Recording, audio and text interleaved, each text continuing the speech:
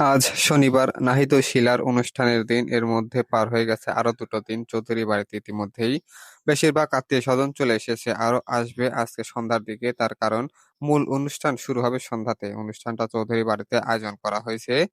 বাড়ির সবার সামনে বড় জায়গাটাতে। এদিকে অরি গতকাল গিয়ে রুহির সাথে শপিং করে এসেছে। যদিও তার শপিং করার ইচ্ছা একেবারে মরে গিয়েছিল। তবে রুহির জোরাজুরিতে রাজি হয়েছে।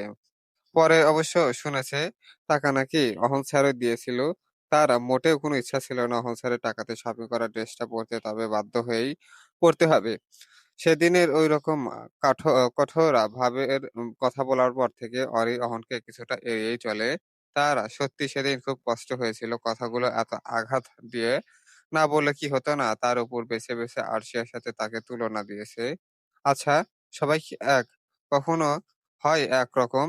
পরে একটা দীর্ঘশ্বাস ফেলল। তার মাঝে মনে হয় অহন স্যার তাকে একদম পছন্দ করে না। পরিবারের আদেশে তাকে বিয়ে করেছে। হয়তো সে বোঝেও অহন স্যারের কাছে বোঝাও অহন স্যারের কাছে। আবার মাঝে, মাঝে মনে হয় পছন্দ না করলেও হয়তো অপছন্দ করে না।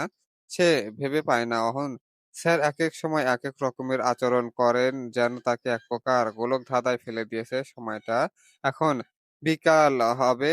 ভাব অরি আর রুহি ছাদে বসে আছে বললে ভুল হবে। রুহি আর হবু বর সুমনের সাথে কথা বলছে আর অরি বসে ছাদের ডেকোরেশন দেখছে। ছাদটাকেও আজকে সুন্দর করে সাজানো হয়েছে বিয়ের উপলক্ষে। একটু পরেই তাদের রেডি হতে হবে। যেহেতু অনুষ্ঠান সন্ধ্যায়, তাই এখন থেকে রেডি না হলে পরে আর রেডি হওয়া হবে না। তারা বাড়িতেই সাজবে। পার্লার থেকে লোক আসবে, তবে সেটা শিলাকে সাজানোর জন্যে। রুহি অবশ্য তাকে কয়েকবার জোর করেছিল পার্লারের মেয়েদের মতো হাতে সাজতে। তবে অরি সরাসরি মানা করে দিয়েছে। সে এত সাজতে পছন্দ করে না। ওই হালকা পাতলা একটু সাজবে, সেটার জন্য আর আলাদা কাউকে লাগবে না। কি গো রুহি আপু, তোমার কি হলো? আর কতক্ষণ বসে থাকবে? রুহি ফোন কানে নিয়ে হাতে একটা আঙ্গুল তুলে বুঝালো ১ মিনিট পর আসছি।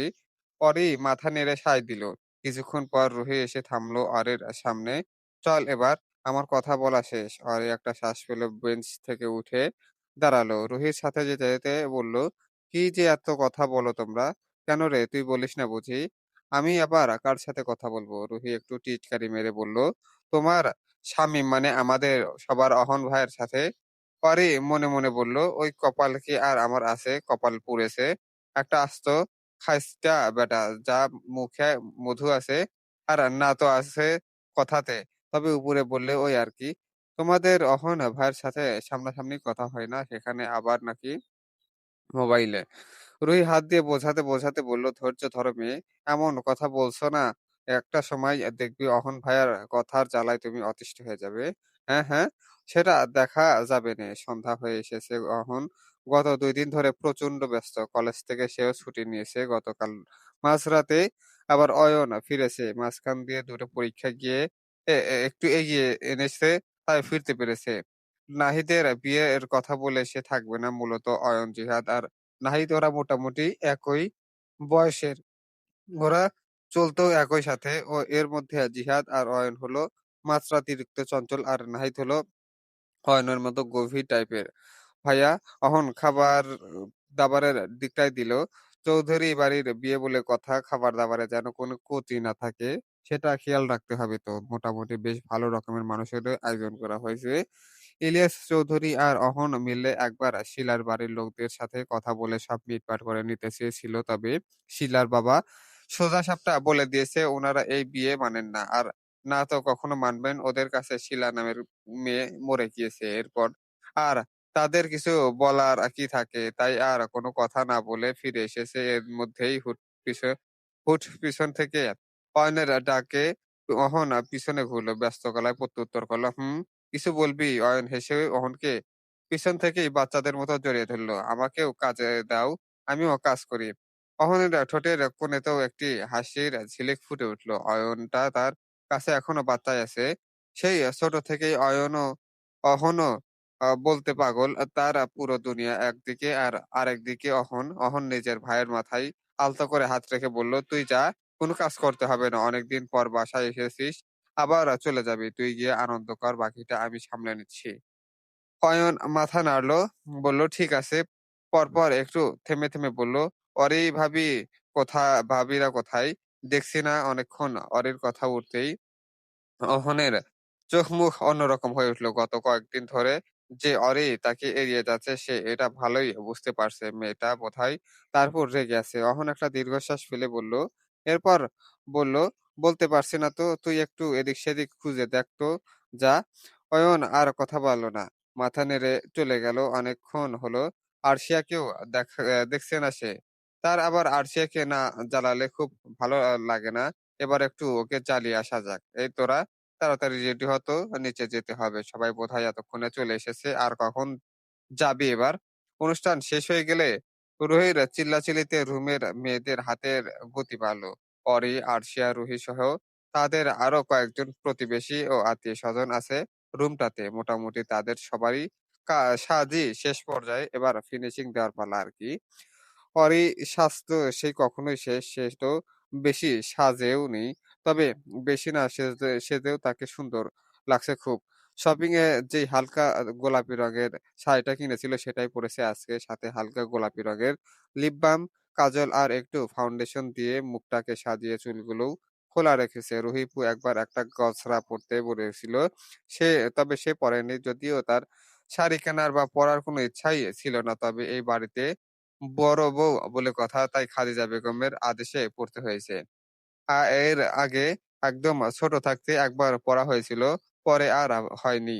অরিন অবশ্য নিজেকে কয়েকবার ঘুরিয়ে ফিরিয়ে দেখছে, তার কাছে বেশি সুন্দর না লাগলেও একেবারে খারাপ লাগছে না। কিরে, তোর কোন বান্ধবী না বললি এসেছে? অরি হাতের মোবাইলটা একবার দেখে নিল। আয়রাটার তো চলে আসার কথা এতক্ষণে। এত দেরি হচ্ছে কেন? না গো, রুহিপু আসেনি এখনো, তবে চলে আসবে। আচ্ছা ঠিক আছে। পরপর থেমে থেমে আবার বলল, তোর মা বাবারা সবাই এসেছে দেখতো, দেখা করছিলি? অরি মাথা নেড়ে বলল, হুম এসেছে, একটু আগে দেখে এসেছিলাম।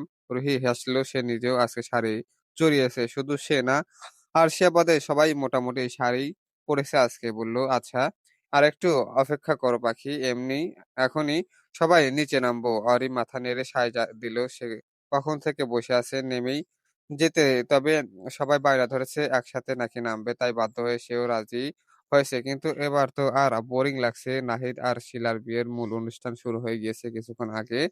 যদিও তারা একেবারে বিয়ে করেছে, তবে সেটা ধর্মমতে। তাই আজকে উকিল এনে রেজিস্ট্রি আর রিসিপশন মোটামুটি একদিনে করে হবে আরকি। তবে নাহিদের এমন দিনেও ইব্রাহিম চৌধুরী ছেলের পাশে নেই। উনি বিয়েতে থাকবে না বলে ব্যবসার বাহানায় স আ আজ সকালেই নেদারল্যান্ডসে চলে গিয়েছেন। নাহিদ কয়েকবার জোর করেছিল। এছাড়া বাড়ির সবাই বারবার করে বলেছিল, তবে উনাকে আটকাতে পারেনি।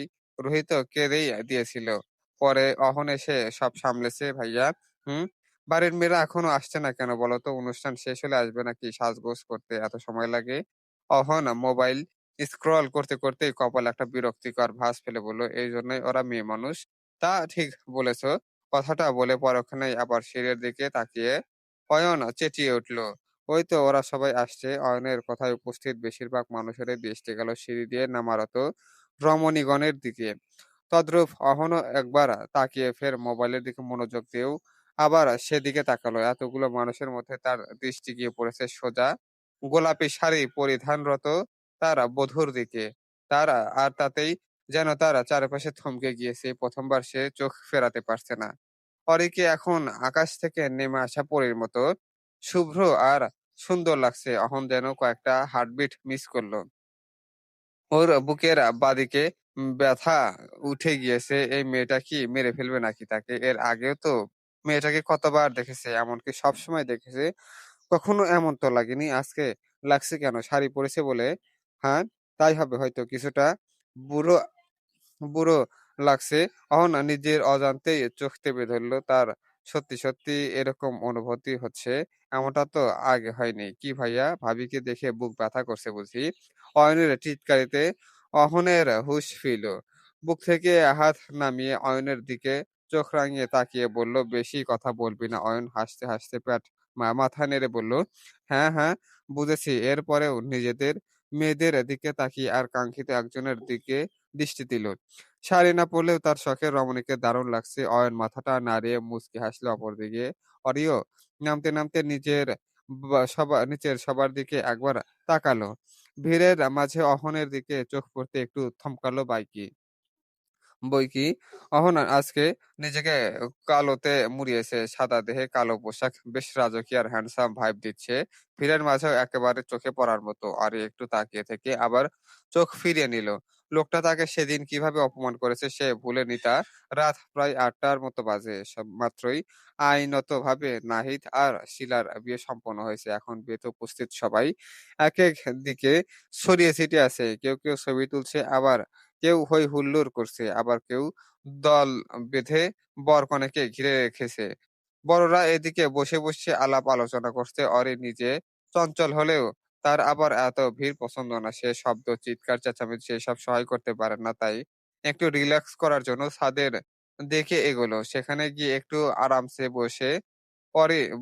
অরি ছাদে এসে কর্নারের দিকে বেঞ্চটাতে বসলো। অন্য সময় হলে রাত ৮টায় সে মোটেই ছাদে আসতে পারত না। কারণ সে ভূতে ভয় পায় খুব।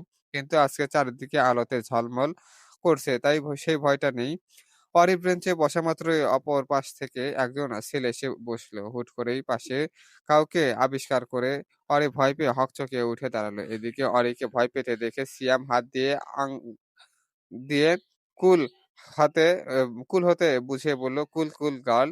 আমি মানুষ, কোন ভূত-প্রেত নই। অরি যেন একটু স্বস্তি হলো। এরপর একটু রাগত স্বরে বলল, কেন বেসিক ম্যানার্স নেই তো নাকি? এভাবে হুট করে কেউ এসে বসে? সিয়াম অপমান গায়ে মাখালো না, বরং দাঁত কেলিয়ে হাসলো। বলল, সরি, বাই দ্য ওয়ে আমি সিয়াম। তোমার নাম কি? অরি বিরক্ত হলো। এরপর চলে যেতে নিলে সিয়াম তাড়াহুড়ো করে বলে উঠল, আরে মেয়ে যেও না। আমি তো এমনই কথা বলতে আসলাম। আজকে আমাকে খারাপ ভাবছো নাকি? হয় থামলো। এরপর কি ভেবে যেন আবার ফিরে আসলো। বসো এখানে। আমি নাহিদ ভাইয়ের বন্ধুর ভাই সিয়াম। অরি বসলো। বলল, ও সরি ভাইয়া, আমি তো চিনিনি। সিয়াম হেসে বলল, আরে সমস্যা নেই। পরপর একটু থেমে আবার বলল, তোমার নাম? ইনান। অরি কোন ক্লাসে?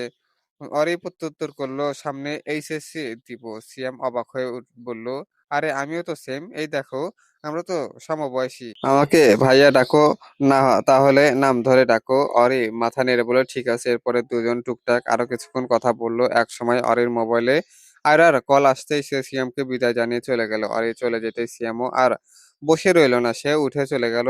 ওদের দুজনকে চলে যেতে দেখে এতক্ষণ ছাদের অপর পাশে দাঁড়িয়ে থাকা অহন বেরিয়ে এলো। সে অরির আসার আরো আগে থেকে এখানে ছিল।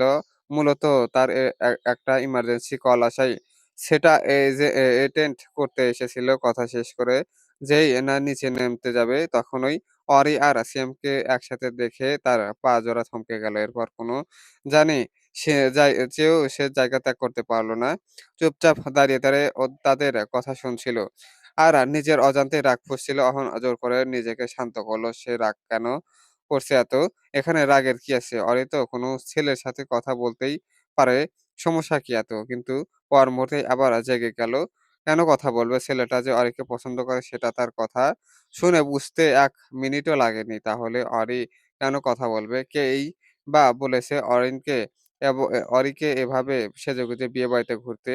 অহন যেন কোনোমতেই নিজেকে শান্ত করতে পারছে না। সে নিজের এমন অবস্থা দেখে নিজেই অবাক হচ্ছে। কি যে হলো তার? নাহ, মেয়েটা তাকে একদম পাগল করে দিবে। তোর কি হয়েছে? আসলি না কেন? কখন থেকে কল দিচ্ছি, ধরছিসও না। ওই পাশ থেকে আইরা দুর্বল গলায় বলল, আর বলিস না দোস্ত, দুপুর থেকে পেটের জ্বালায় আমার অবস্থা একদম খারাপ।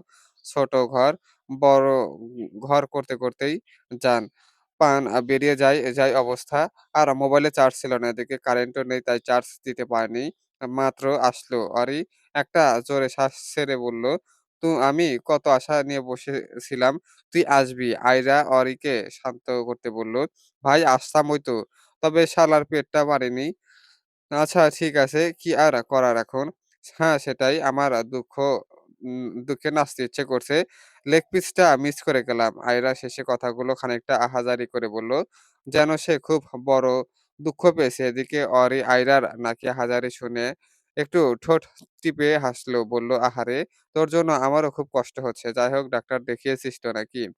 আর ডাক্তার শালাই আমারে স্যালাইন ধরায় দিছে। আমি বললাম, আমি বিয়ে খেতে যাবো। একটা ইমার্জেন্সি অ্যান্টিবায়োটিক দেন।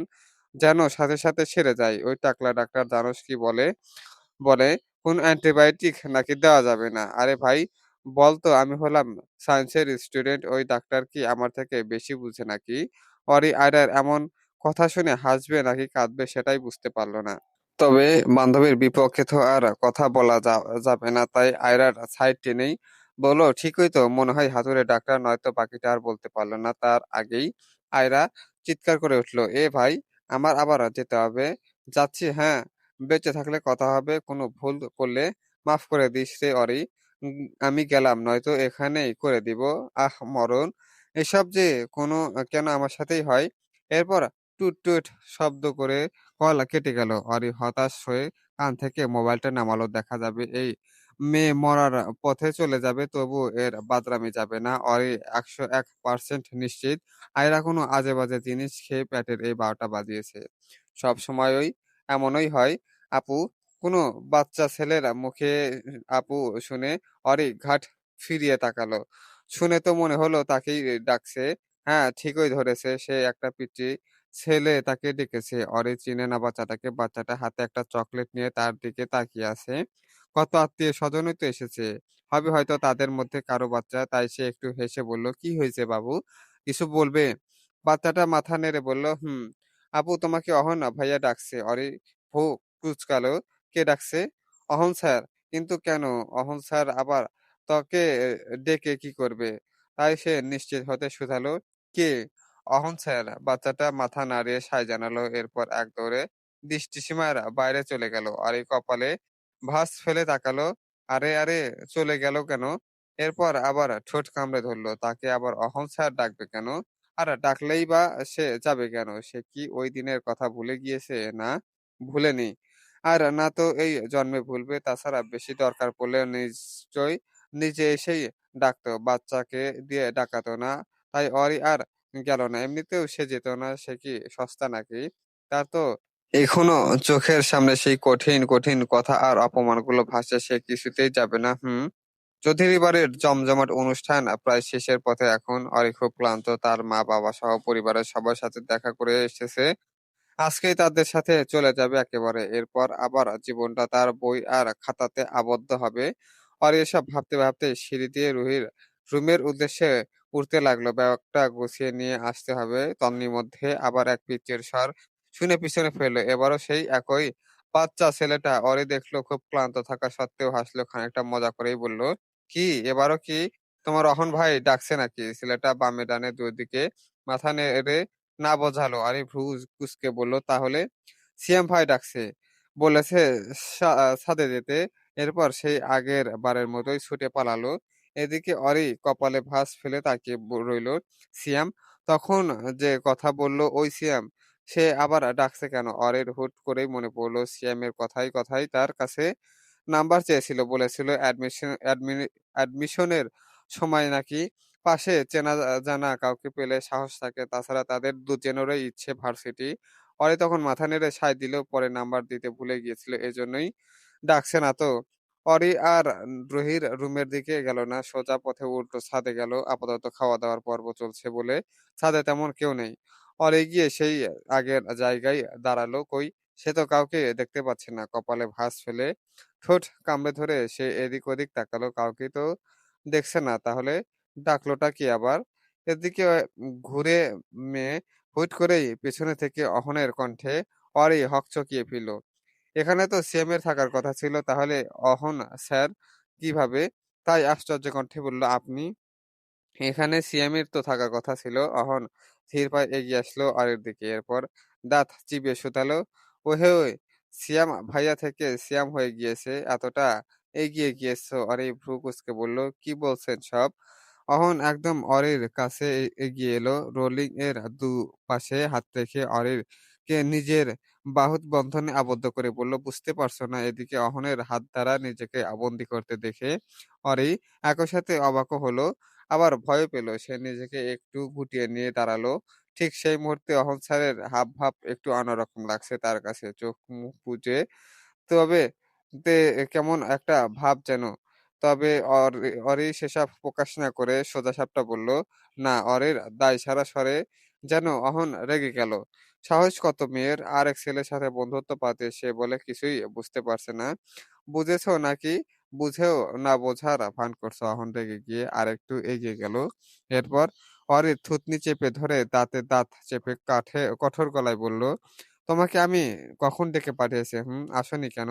আর এদিকে সিয়ামের কথা বলতেই সুরসুর করে হাজির হয়ে পড়েছে। ভালো লেগেছে তাকে, পছন্দ হয়েছে। কাজীটা কি? বিয়ে পড়িয়ে দেই। এদিকে অরিত অহনের এমন রূপে হতবাক, সে হা করে অহনের মুখের দিকে তাকিয়ে আছে। দরকারই তো এসেছে এখানে খেজুরে আলাপ করতে নয়। তাছাড়া বিয়ে পছন্দ এসব কথা আসছে কোথা থেকে আবার? লোকটা এমন স্বরে কথা বলছে কেন? জেলাস নাকি এই লোক? তা না হলে তো এমন কথা ভাবার কথা নয়। স্যার তো কখনোই তার সাথে এমন সুরে কথা বলে না। অরি খানিকটা ভয় পেয়ে আরেকটু পিছিয়ে গেল। একদম রেলিং এর সাথে লেগে গিয়ে দাঁড়ালো। এরপর দিদা ওই ভয় মেশানো স্বরে বলল, আমি কিছু বুঝতে পারছি না। হঠাৎ এভাবে কথা বলছেন কেন?" অহন নিজের হাত দুটো মুঠো করে নিজেকে নিয়ন্ত্রণ করার চেষ্টা করল।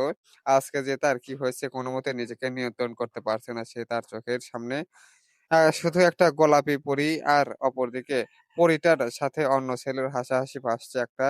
জোরে শ্বাস নিয়ে অহন নিজেকে শান্ত করে একটু সরে আসলো। তবে পুরোপুরি সরল না।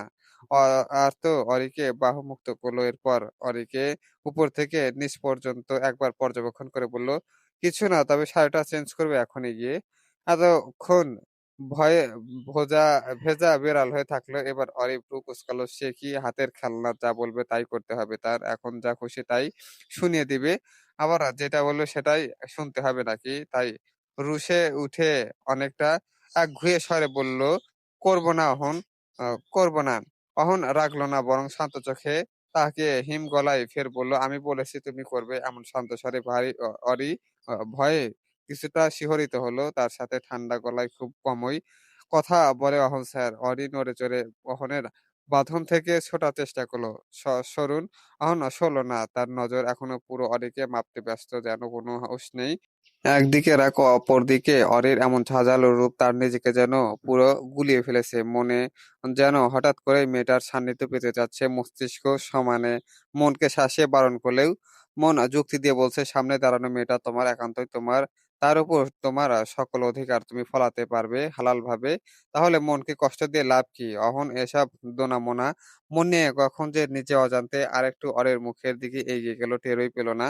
এরপর একদম হুট করে অপ্রত্যাশিতভাবে নিজের মুখটা অরির গালের কাছে নিল। লম্বা একটা শ্বাস নিয়ে ফিসফিসিয়ে শুধালো, "দিস ইজ ইওর রিয়েল স্মেইল?" একটু থেমে ফের গভীর ও নেশালো গলায় বলল, feels like so sweet on a test." এরপর অকাম্মাত নিজের মুখটা অরির গলা গুজিয়ে দিল। এদিকে অরি এমন জমে গিয়ে অহনের এই আকস্মিক আক্রমণ, তার পুরো তালমাতাল অবস্থা কেমন বিশ্রী অনুভূত হচ্ছে। অরি জোরে জোরে শ্বাস নিতে শুরু করলো। এমন মনে হচ্ছে যেন বুকের ভেতর কেউ এক মন পাথর রেখে দিয়েছে। এ আবার কোন রূপে? অহন স্যারের? আদৌ এটা অহন স্যারই তো, নাকি অন্য কেউ? অরি আর পারল না কোনোমতে হাতটা তুলে অহনের বুক রেখে এরপর নিজের শরীরের সর্বশক্তি দিয়ে ধাক্কা দিল অহন। নিজের হুঁশে না থাকায় অরির মতো একটা ছোটখাটো হাতের ধাক্কাতে দুপা পিছিয়ে গেল। তার চোখ মুখ পুরোটা লাল হয়ে গেছে, যেন সদ্য গভীর ঘুমন্ত কোনো বাচ্চাকে জাগিয়ে তোলা হয়েছে। অহন নিজেও জোরে জোরে শ্বাস নিল। অরির ধাক্কাতে আর কিছু না হলেও তার হুঁশ ফিরেছে। এদিকে অরি নিজেকে ছাড়াতে পেরে আর এখানে থাকার সাহস পেল না। এক দৌড়ে ছাদ থেকে বেরিয়ে গেল অহন। অরিনকে এমন দৌড়ে বেরিয়ে যেতে দেখে নিজের চুলগুলো দুহাতে চেপে ধরে অগোছালো ভাবেই নিজেকে ধমক দেওয়ার স্বরে বলল, "শিট, শিট।" পর মুহূর্তেই আবার সোজা হয়ে নিজের পূর্বরূপে ফিরে গেল। মেইল ইগো বললে একটা কথা আছে না? তাই নিজেকে বোঝালো সে ভুল কি করেছে। হ্যাঁ, হয়তো সম্পর্কটা নড়বড়ে, তবে হারাম কিছু তো করেনি। অহন অরির দৌড়ে যাওয়ার পথের দিকে তাকালো। এরপর বিড়বিড়ে বলল, "ইটস ওকে। আমি কোনো ভুল করিনি। ওই মেয়েটাই আমাকে পাগল করে দিয়েছে। কে বলেছে ওকে এভাবে শাড়ি পরে আমার সামনে ঘুরতে? নিজের সামনে মুরগি দেখে রেখে শিয়াল কখনো বসে থাকে নাকি?" এরপর ছাদ থেকে চলে যেতে নিবে তখনই কারো ফোঁপানোর শব্দে থেমে গেল। কেউ কাঁদছে? হ্যাঁ, মেয়েলি স্বরের গলা শোনা যাচ্ছে। অহন পকেটে দুহাত গুজে শব্দ অনুসরণ করে সেদিকে এগুলো।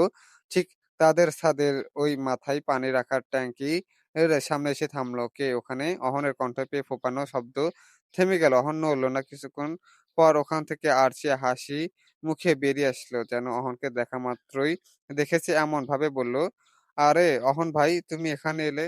অহন খুব ভালো করে আরশিয়ার মুখের দিকে তাকালো। সে যে কাঁদছিল তা ওর মুখ দেখেই বোঝা যাচ্ছে। অহন একটা দীর্ঘশ্বাস ফেলল। তার আদরের বোনের এই অবস্থা সেটা তাকে ঘিরে এমন একটা জঘন্য বিষয়ের জন্য অহন আরশিয়া প্রশ্নের উত্তর দিল না। বলল, "এখানে কি করছিলি?" আরশিয়া হাসার চেষ্টা করল। একটু জোরেই হাসতে গেল কিন্তু পারল না। হাসির জায়গায় কান্না বেরিয়ে আসলো। আরশিয়া ঝটপট চোখ মুছে নিল। মিছে বাহানা দিয়ে আটকানো স্বরে বলল, "ও ওই আরকি।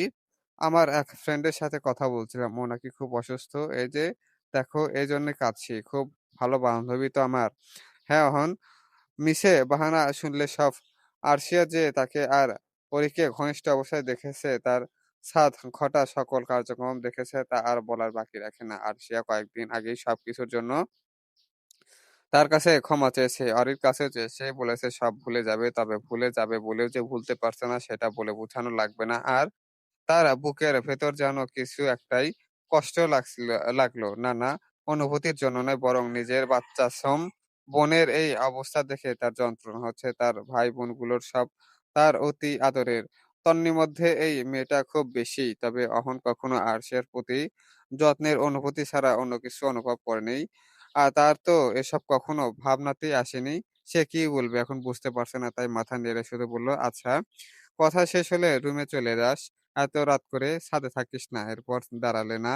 গটগট করে হেঁটে বেরিয়ে গেল। এর একটা ব্যবস্থা করতে হবে এবার।